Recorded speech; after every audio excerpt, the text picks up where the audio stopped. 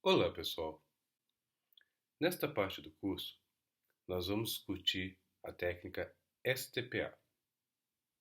Mais especificamente neste módulo, eu vou discutir com vocês como podemos fazer uma análise básica com STPA. Nessa gravação em particular, eu vou apresentar uma visão geral sobre a técnica STPA a 10.000 pés de altura, mostrando dessa forma, de maneira rápida, os 4 passos presentes dentro da técnica. Dessa forma, dentro desta agenda para esta gravação, eu vou iniciar mostrando quais são os passos básicos da técnica STPA e na sequência eu vou discutir rapidamente cada um desses passos para que na sequência de gravações nós possamos aprofundar em cada um deles. Inicialmente, vamos começar com os passos básicos STPA.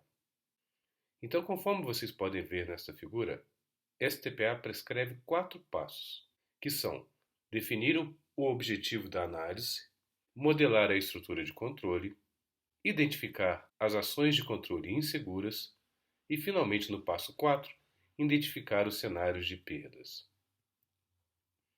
Começando então com uma visão geral do passo 1, no qual nós definimos os objetivos da análise de hazard. Em qualquer método de análise, seja um método tradicional ou um método novo de análise de hazard, como por exemplo o STPA, nós iniciamos com a definição do objetivo da análise. No caso específico de uma análise de hazards, nós tentamos responder nesse passo inicial quais são os tipos de perdas inaceitáveis que a análise objetiva prevenir. Além disso, nós também tentamos responder quais são as condições de perigo, quais são os hazards que estão associados com as perdas inaceitáveis identificadas. Também tentamos responder já no passo 1 qual que é o sistema a ser analisado, mais especificamente quais são os limites desse sistema que separam o que está presente dentro da análise do seu ambiente.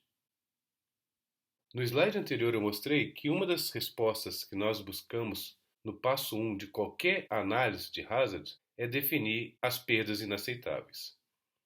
Mas no caso específico de STPA, nós vamos um pouco além, porque nós vamos, nesse momento, identificar se STPA vai ser aplicada apenas como uma meta de análise de safe tradicionais que objetivam prevenir perda de vida humana, ou se a gente vai usar STPA no sentido mais amplo, aplicando STPA para qualquer propriedade emergente, como por exemplo security, privacidade, performance ou qualquer outra propriedade emergente. Uma vez finalizado o passo 1, a técnica STPA prescreve no passo 2 a modelagem da estrutura de controle, que é o conjunto de control loops que tem como objetivo impor as restrições de safety sobre o processo ou o sistema sendo analisado. Essa estrutura de controle hierárquica para safety captura os relacionamentos funcionais entre os elementos constituintes do sistema. E essa estrutura hierárquica é constituída de um conjunto de laços de controle que prescrevem componentes tais como controlador, processo controlado, control action e feedback. Vale a pena ressaltar que quando nós modelamos uma estrutura de controle, nós usamos uma estrutura hierárquica top-down, de cima para baixo, do mais genérico para o mais específico. Normalmente nós começamos a estrutura de controle em nível mais genérico, e na medida que vamos avançando na análise, nós vamos refinando essa estrutura de controle de modo a capturar mais detalhes sobre o sistema sendo analisado.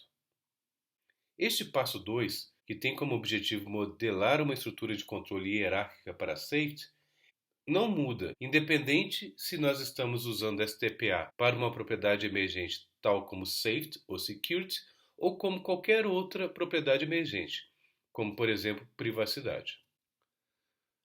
No passo 3 da técnica STPA, nós trabalhamos com o objetivo de identificar as ações de controle presentes nos control loops que são inseguras. Essas ações de controle estão associadas com os hazards e com as perdas identificadas no passo 1. Ou, em outras palavras, existe uma rastreabilidade entre as ações de controle que são inseguras e os hazards de alto nível do sistema, bem como as perdas inaceitáveis identificadas no passo 1. As Unsafe Control Actions, UCAs, identificadas no passo 3, são usadas para a criação de requisitos funcionais e de restrições sobre o sistema sendo analisado.